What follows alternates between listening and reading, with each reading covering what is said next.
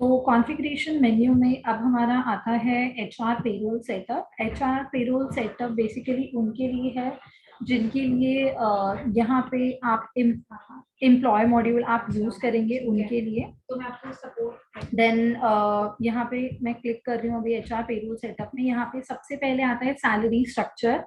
हर company में salary structure different रहता है, तो यहाँ जो फर्स्ट ऑप्शन है ये सैलरी स्ट्रक्चर के लिए है। आप यहाँ प्लस बटन पे क्लिक करके न्यू सैलरी स्ट्रक्चर ऐड कर सकते हैं। जैसे मुझे इसमें एच आर ए ऐड करना है तो मैंने यहाँ एच आर ए डाला, एलियास डाला।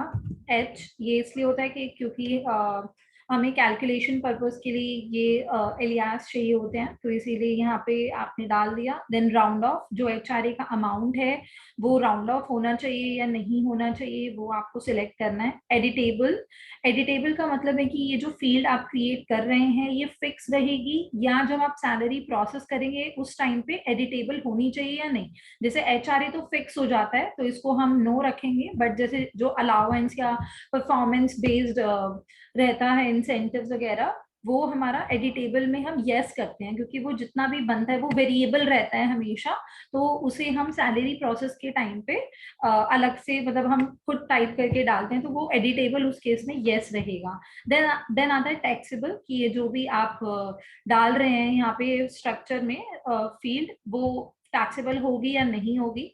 Then we have presence dependent, कि क्या ये कस्टमर सॉरी एम्प्लॉय प्रेजेंट है या नहीं उस चीज पर डिपेंड करता है या नहीं। जैसे ट्रांसपोर्टेशन अलाउंस होता है वो डिपेंड करता है कि जो हमारा एम्प्लॉय है वो प्रेजेंट था या नहीं था, उसके बेसिस पे उनको मिलता है। तो प्रेजेंस डिपेंडेंस आप इसको यस करेंगे।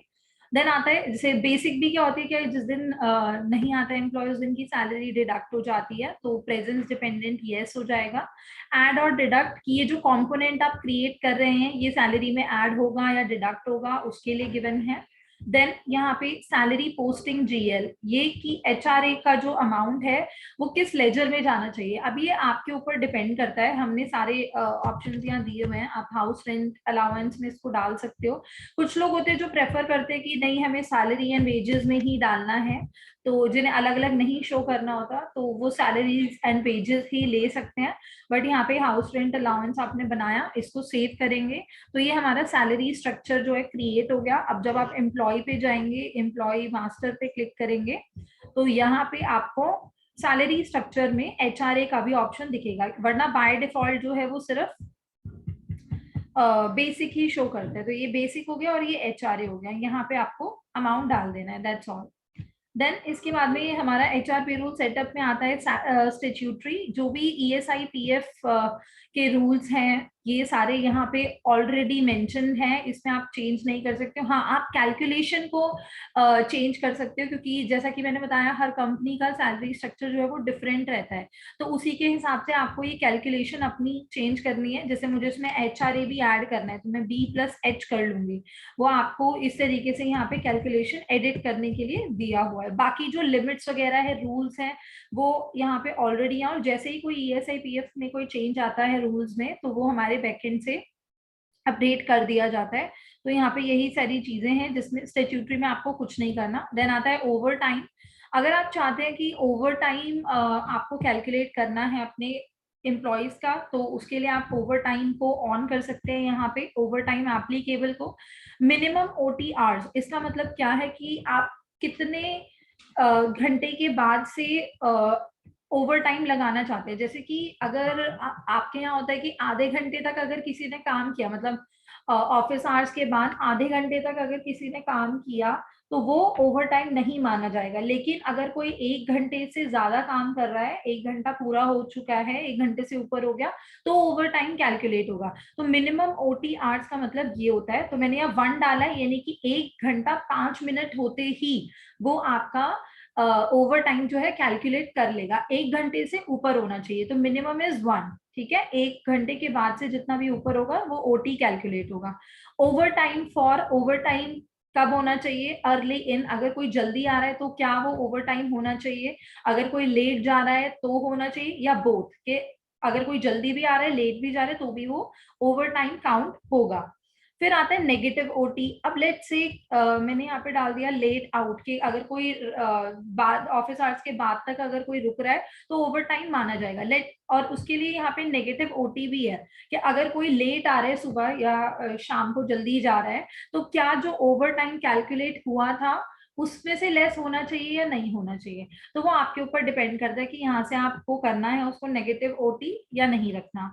फिर आता है वर्किंग आवर पर मंथ। ये आपका वर्किंग आवर पर मंथ यहाँ पे आपको डालना है कि पूरे मंथ में कितने टोटल वर्किंग आवर्स आपके रहते हैं। तो यहाँ पे मैंने 270 डाल दिया है पर मंथ। जैसे 1 घंटे का 9 होता है, 9 घंटे रहता है, तो आप उसको मल्टीप्लाई कर लो जितने भी मंथ में डेज हैं। तो ये 270 यहाँ पे मैंने डाल दिया। Round of option, round of जैसे ओवर टाइम जो है वो पॉइंट्स में भी कैलकुलेट होता है, तो आपको राउंड ऑफ उसको करना है या नहीं करना, करना है तो कैसे करना है वो यहाँ पे गिवन है। तो बस इसको सेव जब आप कर देंगे यहाँ से, तो उसी के अकॉर्डिंग वो आपका ओवर टाइम जो है वो कैलकुलेट करेगा। Then we have others option. यहाँ पे बहुत सारी सेटिंग्स हैं जो आप कर सकते हो। जैसे अटेंडेंस, आपको डेली अटेंडेंस लगानी है, मंथली अटेंडेंस लगानी है, तो यहाँ से आप सिलेक्ट कर सकते हैं। लीव डिडक्शन बेस्ड ऑन, कि आपकी जो लीव्स है वो कैसे डिडक्ट होनी चाहिए, एक्चुअल डेज पे होनी चाहिए या वर्किंग डेज पे होनी चाहिए, वो आप यहाँ पे सिलेक्ट कर सकते हैं। एक्चुअल डेज में वो 30 से डिवाइड करता है, और वर्किंग डेज में जितने भी मतलब छुट्टियां एक्सक्लूड करके जितने भी दिन आप आए हो ऑफिस में उससे कैलकुलेट करता है। और कई जगह पे फिक्स्ड भी होता है कि हम 30 से ही डिवाइड करेंगे या जो भी है, तो फिक्स डेज ले सकते हो। तो ये आपका लीव डिडक्शन बेस्ड ऑन है कि लीव कैसे डिडक्ट होना चाहिए, 30 डेज के हिसाब से, वर्किंग डेज के हिसाब से, या फिक्स डेज के हिसाब से। और अगर आप फिक्स डेज लेते हो तो आपको यहाँ नंबर ऑफ डेज जो है वो डालना पड़ता है। अब इसके बाद में हम आ जाते हैं suppress week off holiday for. ये होता है जैसे सैंडविच पॉलिसीज वगैरह होती हैं उसके लिए, या जैसे कई जगह रिस्ट्रिक्शन होता है कि जैसे मान लीजिए आज संडे है, संडे से एक दिन पहले अगर आप छुट्टी ले रहे हैं, एब्सेंट डे बिफोर, तो आपका संडे का भी डिडक्ट होगा अमाउंट।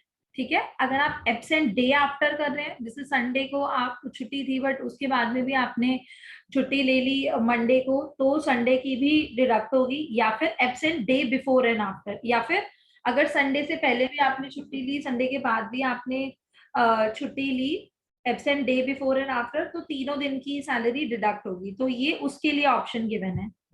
ठीक है, then payroll cut off date, ये आपका कब रहता है, तो ये एंड ऑफ मंथ ही रहता है mostly, you can change it as well.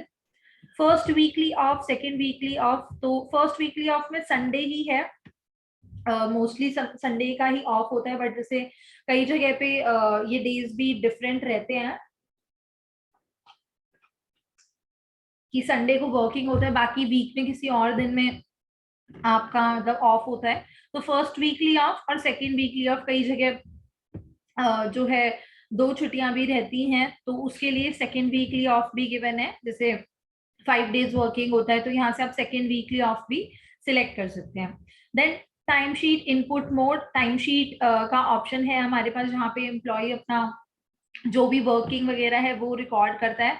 तो उसका कैसा व्यू होना चाहिए, मल्टी एम्प्लॉय होना चाहिए, मल्टी डेट होना चाहिए, मल्टी एम्प्लॉय डेट होना चाहिए, कि एक ही टाइम शीट में या तो मल्टीपल एम्प्लॉयज का डाल सके या एक ही एम्प्लॉय का डाले, बट एक ही एम्प्लॉय का मल्टीपल डेट्स में डाल लें। जैसे एक एम्प्लॉय है एबीसी, उसका पूरे मंथ का एक टाइम शीट हो जाए, या फिर मल्टी एम्प्लॉय मल्टी डिटेल, तो ये भी आप कर सकते हो। फिर आता है ऑफ कंपेंसेट, अगर कोई अपनी छुट्टी वाले दिन ऑफिस आ रहा है तो आप उसको क्या कंसिडर करना चाहोगे। प्रेजेंस, मतलब उस दिन का अटेंडेंस लगना चाहिए, मतलब प्रेजेंट मार्क होना चाहिए, या ओवर टाइम कैलकुलेट होना चाहिए, या अक्रूड लीव होनी चाहिए कि एक लीव आपने उनको दे दी कि वो कभी भी ले सकते हैं, तो ये उसके लिए ऑप्शन है। देन आता है एम्प्लॉय कस्टम फील्ड। अगर एम्प्लॉय मॉड्यूल मतलब अगर आपने एम्प्लॉय मास्टर देखा हो, वहां पे बहुत सारे फील्ड्स है, बट फिर भी अगर आपको कोई एक्स्ट्रा फील्ड वहां पे ऐड करना है, तो वो आप एम्प्लॉय कस्टम फील्ड में रिक्वायर्ड पे क्लिक करके ऐड कर सकते हो। ऑल्दो इसकी जरूरत पड़ती नहीं है, but still if you want, तो रिक्वायर्ड पे क्लिक करके आप यहाँ पे क्रिएट कर सकते हो। Just like customer vendor items में कस्टम फील्ड है, वैसे ही एम्प्लॉय मास्टर के लिए है। फिर आता है टाइम शीट एट्रीब्यूट, जो हमारा एम्प्लॉय मॉड्यूल में टाइम शीट का ऑप्शन है, जिसमें एम्प्लॉय अपना लिखता है कि मतलब क्या उन्होंने वर्किंग की, क्या किया। तो ये कस्टमर के बेसिस पे है, बट कई जगह जैसे कोई प्रोजेक्ट चल रहा होता है या कोई एक्टिविटी आपने अलॉट किया, वो सभी बिजनेस का अलग अलग रहता है। तो यहाँ से आप टाइम शीट एट्रीब्यूट क्रिएट कर सकते हो। लेट्स से कि जो मेरे एम्प्लॉयज हैं वो किसी प्रोजेक्ट पे काम करते हैं, तो मुझे ये चीज डालनी है कि कौन सा एम्प्लॉय किस प्रोजेक्ट पे कितना टाइम इन्वेस्ट कर रहा है। तो मैंने यहाँ प्रोजेक्ट का एट्रीब्यूट बनाया, सेल्फ लिस्ट सिलेक्ट किया और सेव कर दिया। तो आप देखेंगे यहाँ पे कि एम्प्लॉय मॉड्यूल में यहाँ पे टाइम शीट पे दोबारा से मैं क्लिक करती हूँ तो प्रोजेक्ट का फील्ड भी आ गया। तो यहाँ से मैं प्रोजेक्ट सिलेक्ट कर सकती हूँ, क्रिएट कर सकती हूँ, कस्टमर सिलेक्ट करूंगी और कितने आवर्स इन्वेस्ट करे मेरे एम्प्लॉय ने वो यहाँ से सिलेक्ट हो जाएगा। तो ये उसके लिए हमारा रहता है HR पेरोल सेटअप कंप्लीट होता है। देन इसके बाद में अब हम आ जाते हैं HR पेरोल सेटअप के बाद मैनेज यूजर पे। यूजर कैसे क्रिएट करना है ये तो आपको पता ही होगा। यूजर क्रिएट करने के लिए आपको कॉन्फ़िगरेशन पे आना है, मैनेज यूजर पे क्लिक करना है। यहाँ पे जितने भी यूजर्स आपने क्रिएट किए हुए हैं वो आ जाएंगे। अगर आपको कोई न्यू यूजर क्रिएट करना है तो क्रिएट न्यू पे क्लिक करेंगे। नॉर्मली जैसे आप कोई फॉर्म फिल करते हैं उसी तरीके से ये आपको फिल करना है। जैसे नेम आ जाएगा पहले, लॉगिन आईडी का ध्यान रखिएगा। ईमेल आईडी और सॉरी लॉगिन आईडी जो है आपकी जीमेल की तरह होती है। जीमेल में जैसे होता है आपका एक बार यूजर आईडी जो क्रिएट कर दिया वही रहता है, आप उसको चेंज नहीं कर सकते हो। सिमिलरली वैसे ही लॉगिन नेम एक बार जो क्रिएट हो गया वो चेंज नहीं होता। और इसको यूनिक रखिएगा। फॉर एग्जाम्पल अगर मैंने दीपक के नाम से कोई मुझे लॉगिन आईडी बनाना है, ठीक है, तो दीपक एक बहुत कॉमन नेम है, मोस्टली लोगों का हो सकता है। तो अगर आप दीपक के नाम से बनाएंगे तो ये आपको एरर दे देगा कि ईमेल ऑलरेडी, ये देखिए email already subscribe with align books. Email यानी कि ये जो लॉगिन आईडी है उसी को ही कह रहा है। तो दीपक के साथ जो है मैं @ करके कोई नंबर वगैरह डाल दूं या साथ में कंपनी का नेम डाल दूं। लेट्स से मैंने ये डाल दिया HKENT इस तरीके से। तो ये लॉगिन आईडी आपको यूनिक बनानी है। फिर आपको पासवर्ड क्रिएट करना है और पासवर्ड में आपका यहाँ पे लिखा भी हुआ है कि क्या पासवर्ड पॉलिसी रहनी चाहिए। कंफर्म पासवर्ड पे भी सेव आ जाएगा। ईमेल, जो ईमेल आईडी आप यहाँ पे डालेंगे वो आपका ऑटोमेटिकली मतलब उस पर एक वेरिफिकेशन लिंक जाता है। जब तक आप उसको एक्सेप्ट नहीं करते हैं तो ये यूजर आपका क्रिएट नहीं होता है। देन आता है आपका मतलब एक्टिव नहीं होता है। देन आता है मोबाइल नंबर। मोबाइल नंबर आप जो भी यहाँ पे डालते हैं, इन फ्यूचर अगर आप फॉरगेट पासवर्ड करते हैं तो उसमें आपका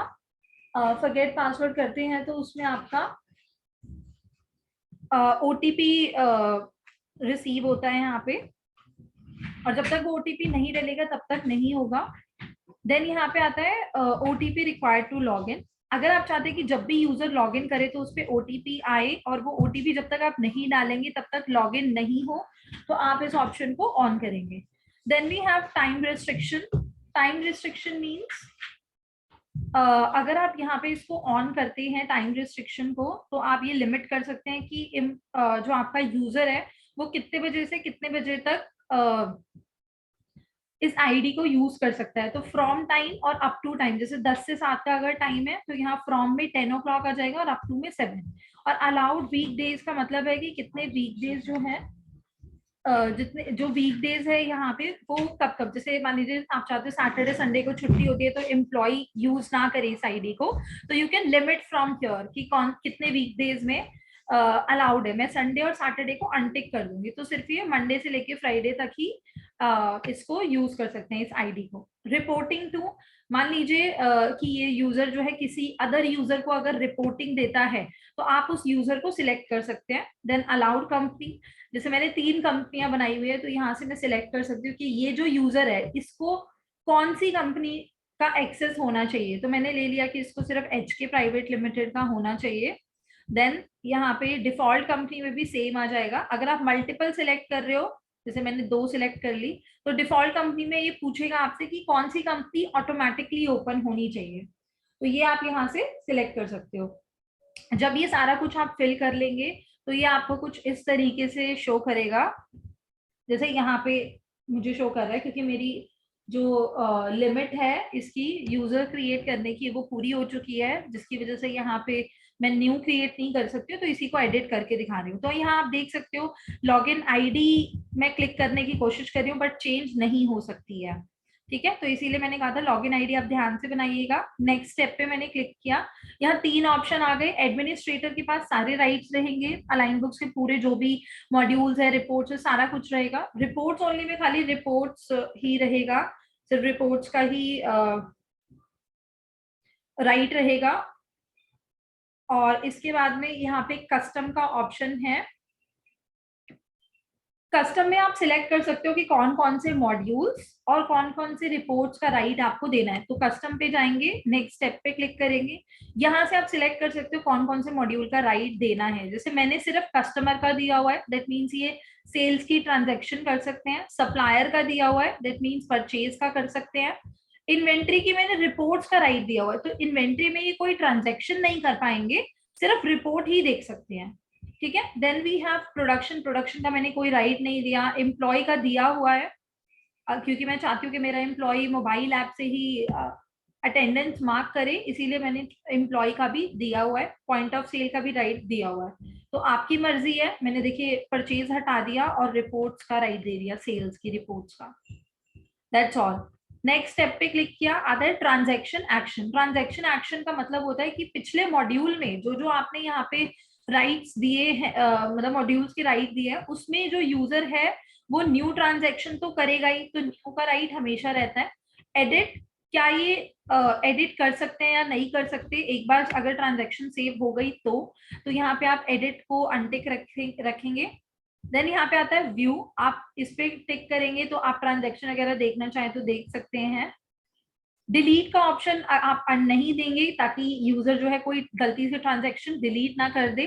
प्रिंट एक्सपोर्ट, ये तो सेल्फ एक्सप्लेनेटरी है, अगर प्रिंट या एक्सपोर्ट का राइट देना है तो दे सकते हैं।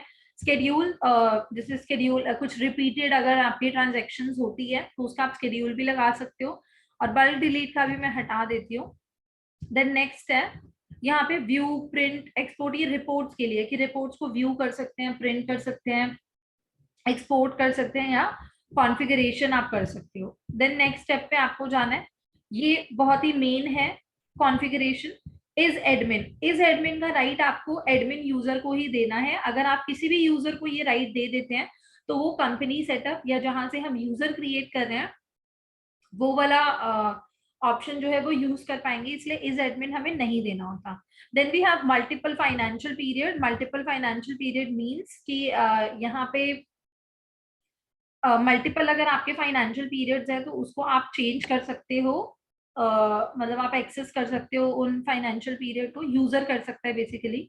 Access main dashboard, main dashboard पे सेल्स, परचेज और इनसे रिलेटेड सारी चीजें आती हैं, फिगर्स वगैरह शो होते हैं। तो अगर आप चाहते हो कि यूजर इसको यूज करे डैशबोर्ड को, तो इसको आप राइट दे सकते हो। Access opening transaction, opening data अगर आपको डालना है, लेट्स से कस्टमर का, वेंडर का, फाइनेंस का, तो आप इस ऑप्शन को ऑन कर सकते हैं।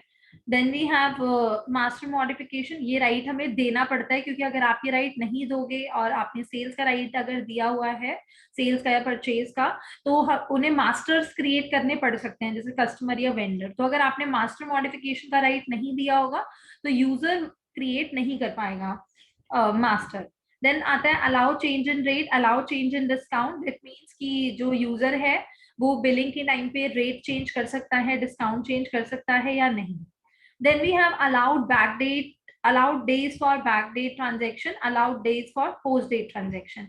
this is for जैसे अगर आपको लिमिट करना है कि मेरा यूजर जो है वो बैक डेट में कोई ट्रांजेक्शन ना करे तो उसके लिए आप इसको 0 रख सकते हो। लेकिन अगर आप चाहते हो कि चलो 30 डेज तक की तो ट्रांजेक्शन ये कर ही सकता है, तो ये यहाँ पे हम 30 डाल देंगे। तो क्या करेगा, जो भी करंट डेट होगी उससे लेके 30 डेज जितने भी बन रहे होंगे वो सिर्फ तब तक की ट्रांजेक्शन कर पाएगा। 30 डेज से अब की अगर ट्रांजेक्शन हो जाती है तो वो लॉग इन नहीं मतलब ट्रांजेक्शन एडिट नहीं कर पाएंगे। Same for the post date transaction.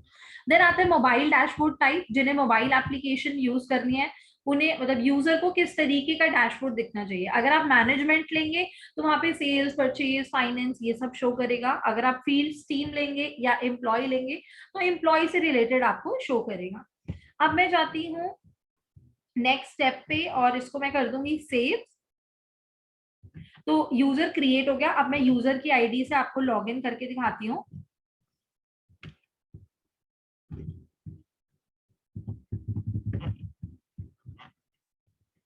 ये यूजर की आईडी है, यूजर का मैं पासवर्ड डालती हूँ।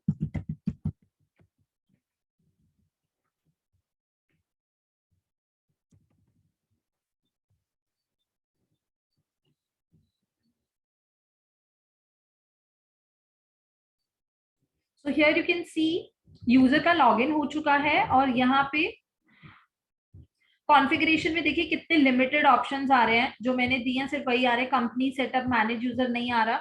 सेल्स का राइट दिया था तो सेल्स मॉड्यूल पूरा आ रहा है, परचेज का दिया नहीं दिया था तो सिर्फ 2 ही ऑप्शन आ रहे हैं। फाइनेंस नहीं दिया, इन्वेंट्री नहीं दिया, पॉइंट ऑफ सेल का दिया था तो इसलिए आ रहा है, प्रोडक्शन का नहीं दिया था, एसेट नहीं दिया था, एम्प्लॉय का दिया था बिकॉज अटेंडेंस के लिए।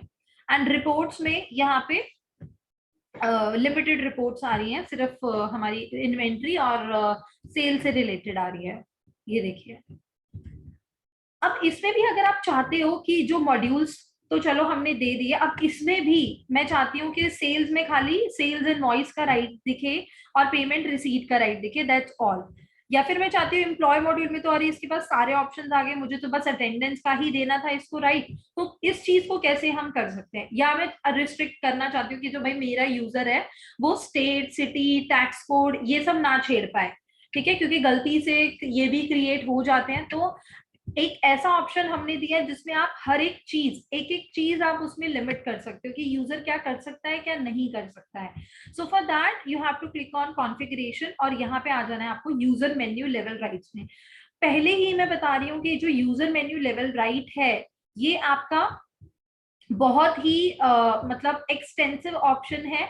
आपको इस पे बहुत टाइम इन्वेस्ट करना पड़ेगा, क्योंकि एक बार अगर आपने सेट कर लिया कि हाँ एम्प्लॉय को मुझे ये या यूजर को मुझे ये राइट्स देने हैं, तो ये सिर्फ एक बार का काम है। तो यूजर की हर एक चीज आप जो है लिमिट कर सकते हो। आपको बस यूजर सेलेक्ट करना है, ओके पे क्लिक करना है, देन यहाँ से सिलेक्ट करना है कि क्या राइट्स आपको रिक्वायर्ड है। And one more important thing I want to tell you कि ये जो सेशन है ये विद इन 10 मिनट्स जो है ये खत्म हो जाएगा। तो प्लीज दोबारा से उसी लिंक पे क्लिक करके आप दोबारा से ज्वाइन कर लीजिएगा सेशन को। देन यहाँ पे कॉन्फ़िगरेशन, ये देखिए सबसे पहला कॉन्फ़िगरेशन का है। तो सेटिंग्स में ये पूछ रहा है कि आप क्या क्या राइट्स यूजर को देना चाहते हो, जैसे ओपनिंग है, चेंज पासवर्ड है, लॉक पीरियड है, कंपनी क्रिएशन, आप राइट देना चाहते हो या नहीं देना चाहते हो। यहाँ से आप सिलेक्ट करेंगे, ओपनिंग स्टॉक वगैरह डालना है, बल्क अपडेट, यानी जो कॉन्फ़िगरेशन के मेन्यूज हैं वो यहाँ पे गिवन है। तो क्या ये कर सकते हैं चेंज या नहीं कर सकते, या इनके पास राइट है या नहीं। देन आता है ट्रांजेक्शन। ट्रांजेक्शन में हमें सिलेक्ट करने, मैंने बोला था कि यूजर के पास खाली सेल्स इनवॉइस का राइट रहे और पेमेंट रिसीट का राइट रहे। तो मैंने ये दोनों यहाँ पे अलाउ कर दिया। अब इसमें भी आप राइट दे सकते हो। जैसे मैंने क्या करा, न्यू सेल्स इनवॉइस पे बना सकता है, एडिट भी कर सकता है पर डिलीट नहीं कर सकता, प्रिंट कर सकता है, एक्सपोर्ट कर सकता है, दैट्स ऑल। ठीक है, ये बल्क डिलीट भी नहीं कर सकता। लेकिन पेमेंट रिसीट को ये सिर्फ न्यू क्रिएट कर सकता है, ना ही एडिट कर सकता, ना ही डिलीट कर सकता, प्रिंट कर सकता है, और एक्सपोर्ट करना चाहे तो कर सकता है। तो इस तरीके से आप सिलेक्ट कर सकते हो यहाँ पे कौन सा एडिट हो सकता है वाउचर, कौन सा नहीं हो सकता। तो हर एक चीज पे आपका कंट्रोल रहेगा। एम्प्लॉय में मैंने बोला था मैं सिर्फ अटेंडेंस का राइट देना चाहूंगी, तो मैंने अलाउ किया। और न्यू, मैं नहीं चाहती कि जो एम्प्लॉय है वो अपनी अटेंडेंस वगैरह एडिट या डिलीट या प्रिंट कुछ भी करे, ठीक है। और मैं चाहती हूँ कि एम्प्लॉय अपना एक्सपेंस क्लेम खुद डाल दे, तो एक्सपेंस क्लेम का ऑप्शन मैंने डाल दिया और न्यू का राइट दे दिया, ताकि इसको भी एडिट या डिलीट ना कर पाए। प्रिंट करना चाहे तो कर सकते हैं। और इसमें मैं क्या चाहती हूँ कि अपनी पे स्लिप खुद जनरेट कर ले। तो यहाँ से पे सॉरी यहाँ पे पे सैलरी पे आपको टिक करना है, न्यू पे टिक करना है, और प्रिंट पे क्लिक करना है क्योंकि वो डाउनलोड करेगा, दैट्स ऑल। तो बस मैं यही इसको देना चाहती हूँ राइट्स, बाकी मुझे और कुछ नहीं देना। रिपोर्ट्स में सॉरी मास्टर्स है, इसके बाद मास्टर। अब जैसे मैंने बोला था कि कस्टमर तो क्रिएट करेगा ही, तो कस्टमर का राइट हम इसको दे सकते हैं। ये देखिए, सर्च भी आप कर सकते हो। देखिए कस्टमर के सारे ऑप्शंस आ रहे हैं यहाँ पे, territory, payment term, city, transporter, create कर सकता है यूजर या नहीं कर सकता। तो इस तरीके से आपको यहाँ पे हर एक चीज आपको अलाउ करनी है। मैंने कस्टमर का राइट दे दिया, न्यू दे दिया, एडिट भी दे दिया, डिलीट भी दे दिया, और प्रिंट भी दे दिया। It's up to you. अब इसको हम सेव कर देते हैं। आपकी मर्जी है, रिपोर्ट्स में मैं कुछ सिलेक्ट नहीं कर रही हूँ, आपकी मर्जी है, रिपोर्ट्स में से लेना है तो आप ले सकते हैं एंड सेव। तो मैंने यूजर को कुछ सिलेक्टेड राइट्स दे दिए अभी। तो अब हम वापस इसको लॉग आउट करते हैं और अब मैं आपको फिर दोबारा से लॉग इन करके इसमें दिखाती हूँ।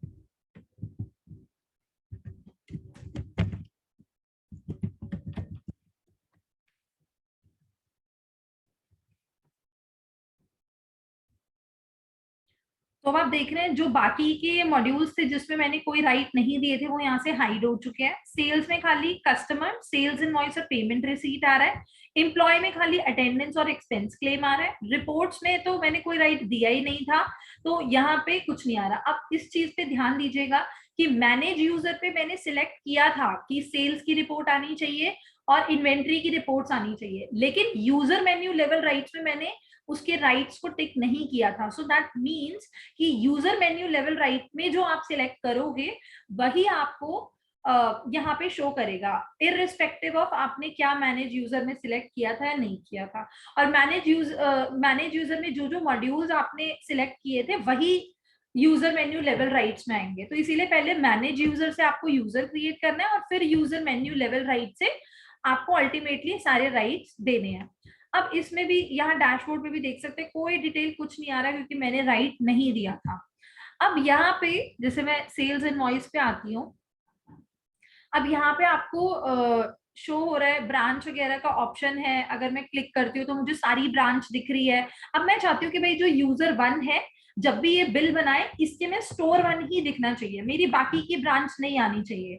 या अगर मैंने वेयर हाउस ऑन किया हुआ है या अगर मैंने पॉइंट ऑफ सेल दिया हुआ है तो उसमें काउंटर नहीं आना चाहिए। मतलब मुझे कुछ अब अपना डेटा रिस्ट्रिक्ट करना है।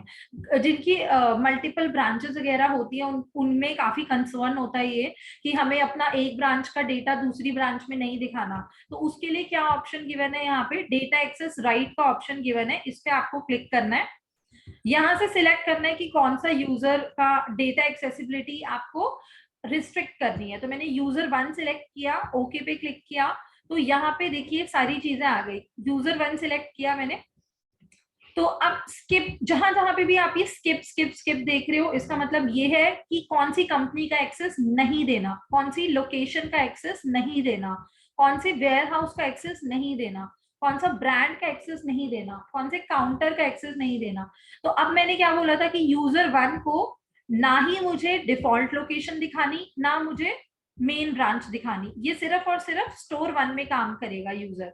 तो मैं क्या करूंगी, डिफॉल्ट लोकेशन में स्टोर वन सिलेक्ट कर लूंगी खाली। ठीक है, डिफॉल्ट काउंटर में, चलो डिफॉल्ट ही ले लेते हैं इसमें। ठीक है, और यहाँ पे आपको और भी ऑप्शन गिवन है, जैसे ब्रांड अगर आपको नहीं दिखाना कोई, जैसे मान लीजिए मेरे पास ये दो ब्रांड्स है, मैं चाहती हूँ कि इसको ओप्पो का कोई भी प्रोडक्ट ना दिखे, सिर्फ सैमसंग के ही प्रोडक्ट दिखे, तो सैमसंग का ही यहाँ पे मैं अनटिक छोड़ रही हूँ, यहाँ पे ओप्पो आ गया। और अगर आपको ध्यान हो ये ऑप्शन आपको तभी शो करेगा अगर आपने सेटअप में, इन्वेंट्री सेटअप में ब्रांड का ऑप्शन ऑन किया होगा तो। ठीक है, तो जिस जिस आइटम में भी अब ओप्पो होगा ब्रांड सिलेक्टेड वो आपको नहीं शो करेगा। वेयर हाउस काउंटर, जैसे मैं काउंटर चाहती हूँ कि इसको मेन ब्रांच का काउंटर ही ना दिखे, तो सिलेक्ट कर लिया मैंने। ठीक है, कंपनी का एक्सेस मैं चाहती हूँ कि ये इसको बाकी कोई कंपनी शो ना करे, तो एक्सप्रेस एंटरप्राइज या न्यू ये भी मैंने यहाँ से, चलो इसको अनटिक ही छोड़ देते हैं। इसके बाद है customer list based on salesman tag. अच्छा, अब काफी जो आपके सेल्स पर्सन होते हैं और जो यूजर होता है उन दोनों को आपको अगर इंटीग्रेट करना है कि जो मेरा सेल्स पर्सन और यूजर है वो दोनों टैग हो जाएं, तो उसके लिए ये ऑप्शन गिवन है। तो मैंने यहाँ हिमांशी सिलेक्ट किया हुआ है, दैट मीन्स कि ये जो यूजर वन है और जो हिमांशी है ये सेम पर्सन है।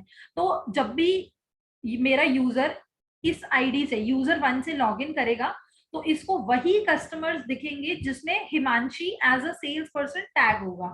ठीक है, तो हिमांशी के जो जो कस्टमर्स होंगे वही यूजर वन में आपको शो करेंगे।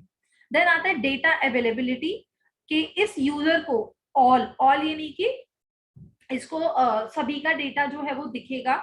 सेल्फ का मतलब है कि सिर्फ अपना ही डेटा दिखेगा और हरारकी का मतलब है हरारकी वाइज शो करेगा।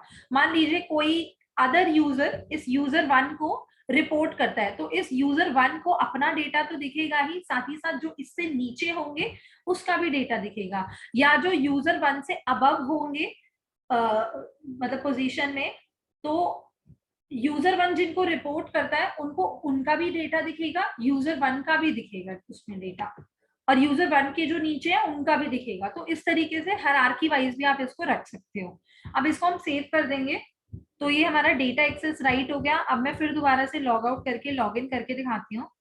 एंड दोबारा से मैं इन्फॉर्म कर रही हूँ कि ये जो सेशन है ये एंड हो जाएगा विद इन 1 मिनट। तो प्लीज दोबारा से इसी लिंक पे क्लिक करके आप ज्वाइन कर लीजिएगा।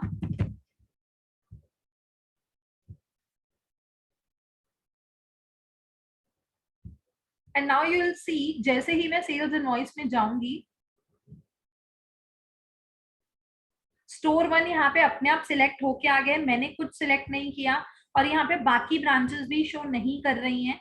साथ ही साथ यहाँ पे जो आप आइटम्स देखेंगे, तो इसमें ओप्पो वाला आइटम आपको कोई नहीं दिखेगा। यहाँ पे सिर्फ जो सैमसंग ब्रांड का या जो वो वाले आइटम्स है जिनमें कोई ब्रांड सिलेक्टेड नहीं है, वो आइटम शो करेंगे। ओप्पो का कोई भी आइटम आपको यहाँ पे शो नहीं करेगा।